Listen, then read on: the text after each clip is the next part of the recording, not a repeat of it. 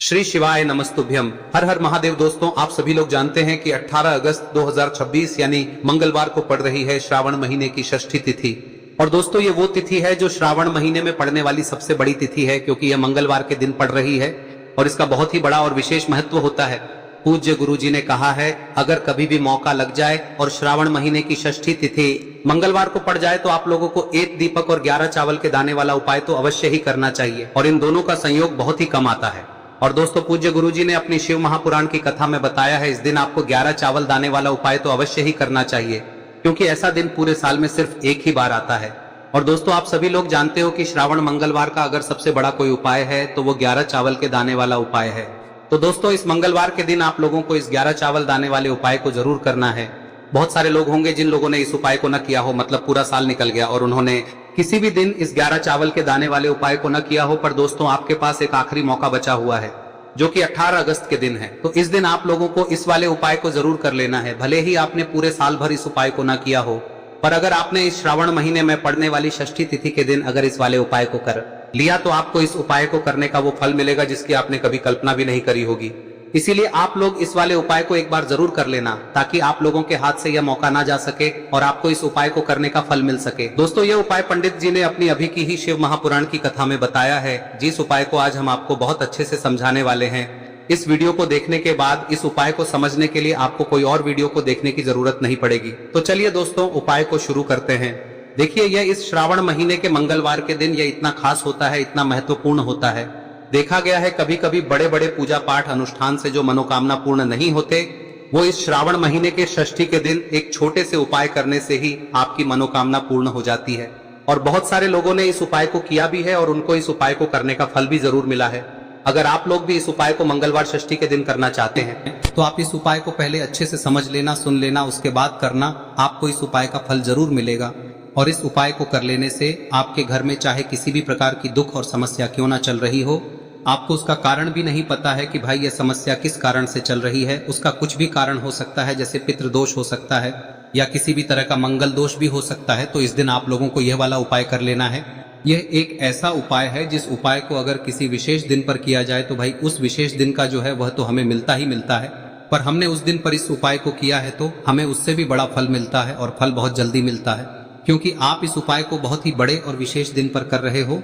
तो चलिए अब उपाय के बारे में बात करते हैं, लेकिन उससे पहले आप लोगों को यह जानना आवश्यक है कि आखिर यह उपाय किस समय करना है, किसको करना है और कैसे करना है।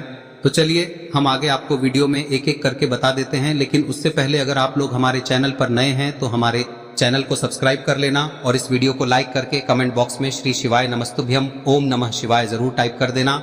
और अपने फायदे के लिए, गरीबी दूर करने के लिए इस वीडियो को पूरा देख कर जाना, तभी आपको लाभ की प्राप्ति होगी। यदि आज आपने वीडियो को बीच बीच में से देखा, काट काट कर देखा, तो आपको जीवन में कभी सफलता हासिल भी नहीं। तो दोस्तों, इस 11 चावल के दाने वाले उपाय को हमें इस मंगलवार के दिन कैसे करना है, किसको करना है, किस समय करना है और कहां पर करना है, ये सारे सवालों के जवाब आपको इस वीडियो में मिल जाएंगे। और जो ये वीडियो देखेगा भाई, उसको 11 चावल के दाने वाला उपाय जरूर करना चाहिए, क्योंकि इस दिन एक चावल के दाने का भी बहुत ही बड़ा और विशेष महत्व होता है। और जब बात आ जाए 11 चावल के दाने की, तो ये सोने पे सुहागा वाली बात हो जाती है और ये एक बहुत ही बड़ा उपाय हो जाता है इस श्रावण मंगलवार का। तो अब दोस्तों, इस 11 चावल के दाने वाले उपाय को आखिर करना किसको है, सबसे पहले हम लोग वो बात जान लेते हैं। तो देखो, घर की जो बड़ी माताएं बहनें होती हैं, उन माताओं बहनों में से कोई भी एक बड़ी माता बहन इस वाले उपाय को कर सकती है। और दोस्तों, अगर आप चाहें तो अपने घर में से सभी सदस्यों को भी इसको करवा सकते हैं। अगर किसी व्यक्ति की खुद की कोई मनोकामना है, खुद की कोई दुख और परेशानी है जो कि वो अपने लिए ही करना चाहता है इस वाले उपाय को, तो वह खुद अपने लिए भी कर सकता है।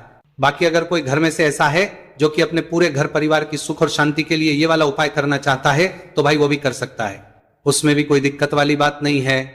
कहने का मतलब यह है कि इस उपाय को हर के सदस्य भी कर सकता है और पूरे घर परिवार के सदस्य के लिए घर की बड़ी माताओं बहनों में से कोई एक माता बहन भी कर सकती है। माताएं बहनें अगर घर में उपस्थित ना हो या वो ये वाला उपाय ना कर पा रही हो, तो फिर घर का कोई बड़ा सदस्य भी इस 11 चावल के दाने वाले उपाय को कर सकता है, चाहे फिर वो पुरुष ही क्यों ना हो, उसमें कोई भी दिक्कत वाली बात नहीं है। अब दोस्तों, इस 11 चावल के दाने वाले उपाय को हमें करना कहां पर है, हमें इसे शिवजी के मंदिर में जाकर करना है। बहुत सारे लोग प्रश्न करते हैं उपाय को करते समय, क्या हम इस उपाय को घर पर कर सकते हैं? तो इस वाले उपाय को आप घर पर नहीं कर सकते हो। इस वाले उपाय को करने के लिए आपको शिव जी के मंदिर ही जाना पड़ेगा। उसके बाद में दोस्तों जो अगला प्रश्न निकल कर आता है वो ये आता है इस उपाय को लेकर कि आखिर इस उपाय को हमें किस समय करना है, सुबह के समय करना है कि शाम के समय करना है? तो देखो इस वाले उपाय को आप लोग सुबह के समय भी कर सकते हो और शाम के समय प्रदोष काल में भी कर सकते हो। अब अगर आप पूछो कि भाई सबसे उत्तम समय कौन सा रहेगा इस 11 चावल के दाने वाले उपाय को करने का, तो हम आपसे बस यही कहेंगे कि इस उपाय को आप सुबह के समय करेंगे तो ज्यादा बेहतर होगा। बाकी अगर प्रदोष काल शाम के समय भी करेंगे तो भी अच्छा होगा, उसमें कोई भी दिक्कत वाली बात नहीं है। तो अब दोस्तों जो अगली सबसे बड़ी और महत्वपूर्ण बात आती है वो ये आती है कि सुबह अगर हम उपाय को करेंगे तो हमें कितने बजे से लेकर बजे तक के बीच में करना है, और शाम के समय प्रदोष काल में करेंगे तो हमें कितने बजे से लेकर कितने बजे के बीच में करना है। तो देखो सुबह जितनी जल्दी हो सके आप उपाय को करने की कोशिश करना। बाकी अगर किसी कारणवश लेट भी हो जाओ, थोड़ी देर भी हो जाए, तो 10 या 11 बजे तक भी आप उपाय कर लेना, पर 12 बजे से ज्यादा देरी ना हो, ठीक है, इस बात का ध्यान रखना। उसके बाद में दोस्तों अगर शाम के समय प्रदोष काल की बात करें, दोष काल का जो समय है होता है वो शाम के 6 बजे से शुरू हो जाता है। मतलब शाम के 6 बजे से लेकर 7 बजे के बीच का जो समय होता है ये समय प्रदोष काल का समय होता है। पर अभी जो मौसम चल रहा है इस मौसम में जो है शाम बहुत देरी से होती है, तो आप इस उपाय को 7 या 8 बजे के बीच में भी कर सकते हो। मतलब शाम के 6 बजे से रात 8 बजे के बीच में आप कभी भी इस वाले उपाय को कर सकते हो, उसमें कोई भी दिक्कत वाली बात नहीं है। अब दोस्तों यहां पर इस उपाय को लेकर एक और सबसे बड़ी बात यह निकल कर आती है कि इस 11 चावल के दानों को हमें लेना कहां से होता है और हमें इस उपाय को करने के साथ में क्या और कुछ भी सामग्री ऐसी होती है जो शिव जी के मंदिर लेकर जानी है। तो देखो यहां पर हम आपको बता दें, सबसे पहले आप लोग ये जान लो कि ये जो 11 चावल के दाने वाला उपाय है, सिर्फ और सिर्फ आप उपाय की सामग्री लेकर कभी भी शिव जी के मंदिर मत जाना, क्योंकि हमें भगवान के सामने ये नहीं दर्शाना है कि अगर हम भगवान शिव जी के मंदिर आए हैं तो अपने फायदे के लिए आए हैं। तो इसलिए जो भी पूजन सामग्री है, उपाय सामग्री है 11 चावल के दाने, इसके साथ में आपको पूजन सामग्री भी जरूर लेकर जाना है। देखो अगर सुबह के समय उपाय कर रहे हो तो सीधी सी बात है, 1 लोटा जल तो आप लेकर जाओगे ही जाओगे। वही 1 लोटा जल अगर मिट्टी का जल हो तो बहुत अच्छा रहेगा। मिट्टी का जल कैसे बनाया जाता है इसके लिए हमने पहले से बहुत सारी वीडियोस बना दी है। आपके पास इस दिन एक आखिरी मौका रहेगा मिट्टी का जल शिवजी पर चढ़ाने का और उपाय को करने का, बहुत बड़ा आपको इस दिन फल मिलेगा। तो इसलिए इस दिन हो सके तो भाई मिट्टी का जल चढ़ाना, तो अपने साथ में कम से कम 1 लोटा जल तो आपको लेकर जाना ही जाना है। अगर मिट्टी का जल नहीं है तो घर का जल भी आप इस्तेमाल कर सकते हो। इसके अलावा जो भी पूजन सामग्री है, देखो 11 चावल के दाने ये अलग आपके रहेंगे और जो आपकी पूजन सामग्री रहेगी वो अलग रहेगी। पूजन सामग्री में आप जो भी चीज लेकर जाना चाहे वो लेकर जा सकते हैं, उसमें कोई भी दिक्कत वाली बात नहीं है। वही अगर हम बात करें शाम के समय की, तो शाम के समय शिवजी पर जल नहीं चढ़ता है, इसीलिए शाम के समय आप लोग एक दीपक तैयार कर ले जो कि गोलबत्ती का, आटे का, शुद्ध देसी गाय का घी का होगा है। इस बात का आप लोगों को ध्यान रखना है और इस दीपक को आपको घर से जलाकर नहीं लेकर जाना है, भगवान शिव जी के मंदिर में जाकर ही जलाना है। इस बात का भी आप लोगों को ध्यान रखना है। अब दोस्तों यहां पर हमें इस बात को समझना है कि ये 11 चावल के दाने हमें लेना कहां से है, क्या हमें दुकान से लेकर आना है या हमें अपने घर से लेना है या कहां से लेकर आना है और कौन से चावल लेना है, क्योंकि चावल भी बहुत प्रकार के होते हैं। तो देखो इन सभी सवालों के जवाब आप लोग एक बात में सुन लो कि भाई ये जो है इस उपाय में आपको ये नहीं देखना है कि भाई कौन से चावल है कौन से चावल नहीं है। बस जो भी चावल ले रहे हो वो चावल का दाना सबूत होना चाहिए, मतलब साबुत होना चाहिए, टूटा हुआ नहीं होना चाहिए, कटा पीटा नहीं होना चाहिए। ये बात आपको ध्यान रखना है। बाकी आपका चावल बासमती हो या सादा चावल हो या कोई सा भी चावल हो, उसमें कोई भी दिक्कत वाली बात नहीं है। तो सीधी सी बात है कि आपके घर के रसोई घर में जहां पर आप भोजन बनाते हो वहां पर जो भी चावल आपके उपस्थित हो उन चावलों में से अपनी 1 कटोरी लेना या 1 मुट्ठी चावल अलग से निकाल कर रख लेना, क्योंकि हम 11 चावल ही यहां पर इस उपाय में लेने वाले हैं। तो हमें ये चावल के दाने गिनकर निकालने पर डटेंगे। इस बात का आप लोगों को ध्यान रखना है। तो अपने उस चावल की कटोरी में से या चावल में से 11 ऐसे चावल के दाने आप लोग निकाल लो जो कि टूटे हुए ना हो, कट्टे पीटे ना हो, जिनमें कोई दाग ना लगा हुआ हो, है ना।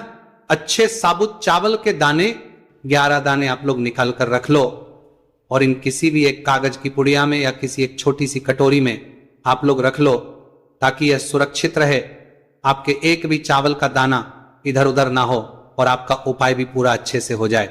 तो भाई जैसे ही आपका उपाय की जो सामग्री है 11 चावल के दाने ये तैयार हो जाते हैं, उसके बाद में आपको जो भी अपनी पूजन सामग्री है सुबह के समय कर रहे हो तो एक लोटा जल या पूजन सामग्री जो लेकर जाना चाहो उसकी भी तैयारी कर लेना, और किस समय जा रहे हो तो भाई अपना जो दीपक है उसे तैयार कर लेना, ठीक है।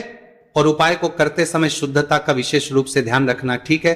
सुबह सुबह स्नान करने के बाद ही उपाय को करने की आप लोग तैयारी करना। उसके बाद अगर शाम के समय की बात करें तो शाम के समय आपको स्नान करने की जरूरत नहीं है, पर शुद्धता का ध्यान रखना है। आपको स्नान तो नहीं करेंगे, आप हाथ मुंह धोकर भी इस वाले उपाय को शाम के समय प्रदोष काल में कर सकते हैं, इसमें कोई की बात नहीं है। तो आप अपने उपाय की पूरी सामग्री तैयार करके आपके पास ही में जो आपका शिव मंदिर हो वहां पर पहुंच जाइए। सबसे पहले शिव मंदिर में जाकर आप लोगों को उपाय नहीं करना है, पहले भगवान के दर्शन करना है, भगवान से आशीर्वाद प्राप्त करना है, फिर शिव जी की शिवलिंग के पास में आना है। शिवलिंग के पास में आने के बाद आप जो पूजन सामग्री लेकर आए हुए हैं, जैसे कि सुबह गए हुए होंगे तो एक लोटा जल और जो भी पूजन लेकर आए हैं आप उनसे भगवान शिव जी की पूजन कीजिए। सबसे पहले तो एक लोटा जल ही चढ़ेगा, उसके बाद में आपकी पूजन सामग्री चढ़ेगी। उसके बाद में अगर दोस्तों शाम के समय अगर आप इस उपाय को कर रहे हो तो अपने साथ में कम से कम एक जो दीपक है गोलबाती का जो आप अपने साथ में लेकर गए हो, उस दीपक को मंदिर में जाकर अपनी माचिस से जलाना है और उस दीपक को शिवलिंग के पास में रखना है, ठीक है। इस दीपकों के बाद ही आप लोगों को अपना ये वाला उपाय शुरू करना है, और दीपक को ज्यादा पास में मत रखना, वैसे भी गर्मी पड़ रही है, भगवान शिव जी को आंच नहीं लगनी चाहिए, है ना। तो भाई जैसे ही आपकी पूजा अर्चना हो जाती है आप भगवान शिव जी को प्रसन्न कर लेते हैं। उसके बाद में शिवलिंग के पास ही में आप कहीं पर बैठ जाइए, सामने या आसपास जिस जगह पर आपको बैठना हो वहां पर बैठ जाइए और अपने वो 11 चावल के दाने अपने सामने निकाल कर रख लीजिए, क्योंकि अब यहां पर करने की आपको तैयारी करना है। और इस तरीके से जब आप उपाय करेंगे पूजन सामग्री करने के बाद, पूजन अर्चना करने के बाद, तो आपको उपाय का फल बहुत जल्दी और बहुत बढ़ा होकर मिलेगा। तो अपने 11 चावल के दाने अपने सामने निकाल कर रख लेना, और ये जो उपाय है ये आपकी सीधे हाथ की हथेली से होगा, इसलिए इस बात का भी विशेष रूप से ध्यान रखना है। तो सीधे हाथ की हथेली का प्रयोग करके ही आप लोग अपना इस वाले उपाय को करना। अपने सामने जो भी आपकी कागज की पुड्डियां हैं उसको रख लो, या कटोरी है तो भाई उसे अपने सामने रख लो और अपने वो 11 चावल के दाने निकाल लो, ठीक है। उसके बाद में दोस्तों अब आपको क्या करना है कि शिवलिंग आपके सामने होगी, तो आपने वो 11 चावल के दाने एक एक करके आपको शिव जी के शिवलिंग के ऊपर चढ़ाना है। कहां पर चढ़ाना है? शिवलिंग के ऊपर चढ़ाना है, और कहीं पर भी नहीं चढ़ाना है, आपको अपने हथेली से शिवलिंग के ऊपर चढ़ना है। भले ही फिर वो अपने आप जलाधारी पर गिर जाए या मतलब वहीं पर गिर जाए, उसमें कोई दिक्कत वाली बात नहीं है, पर आप चढ़ाओ शिवलिंग के ऊपर ही। तो आपको क्या करना है, अपना पहला चावल उठाना है, श्री शिवाय नमस्तुभयम बोलना है और शिवलिंग पर चढ़ा देना है। इसी तरीके से दूसरा चावल का दाना उठा है, शिवलिंग पर चढ़ाना है और मंत्र बोल देना है, और फिर तीसरा चावल का दाना उठाना है, श्री शिवाय नमस्तुभयम बोलना है और चढ़ा देना है। इसी प्रकार से आपको पूरे 11 चावल के दाने एक एक करके शिवजी के शिवलिंग के ऊपर चढ़ाना है और भगवान से प्रार्थना करते जाना है। मतलब प्रार्थना तो आपको आखिरी में करना है, पर हर एक के दाने को चढ़ाते समय श्री शिवाय नमस्तु भयम जरूर बोलना है। उसके बाद ही में ये चावल का दाना शिवलिंग के ऊपर आपको चढ़ाना है। जैसे ही आपके 11 चावल के दाने शिवलिंग के ऊपर जाते हैं तो भाई उसके बाद में आपको क्या करना है, भगवान से अपनी मनोकामना बोलना है। मनोकामना भी कब बोलना है? जब आपका 11 चावल का दाना आपके सीधे हाथ की हथेली में हो और आप उसे चढ़ाने के लिए जा रहे हो, श्री शिवाय नमस्तु भयम बोलकर उस आखिरी चावल के उस शिवलिंग के ऊपर चढ़ा देना और भगवान से फिर अपनी वह मनोकामना बोल देना। जिस मनोकामना के लिए आप लोग अपना ये वाला उपाय कर रहे हो, जिस भी दुख और परेशानी के लिए आप लोग अपना ये वाला उपाय कर रहे हो, उसके बाद में जैसे ही आप अपनी मनोकामना बोल देते हो आपका ये वाला उपाय पूरा हो जाता है।